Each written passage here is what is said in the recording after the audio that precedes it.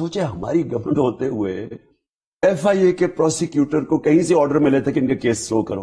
شہباز شریف کے ایک T V channel پہ انٹرویو آ رہا ہے اس کا، جو ذوالقرنین پروسیکیوٹر تھا ایف آئی اے کا، اس نے کہا مجھے روکا گیا. ابھی ہماری حکومت ہی، سوچیں حکومت میری ہے اور پروسیکیوٹر کو روکا گیا شہباز شریف کے کیسز کے اوپر.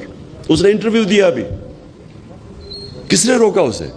میں چیف ایگزیکٹو تھا. یہ روک کون رہا تھا اس کو روکا گیا. ان کے اوپر کیس نہیں کرنے دیے، ان کو بچایا گیا اور پھر ان کو اوپر مسلط. جو مراسلہ ہے وہ آفیشیل میٹنگ کا ہے.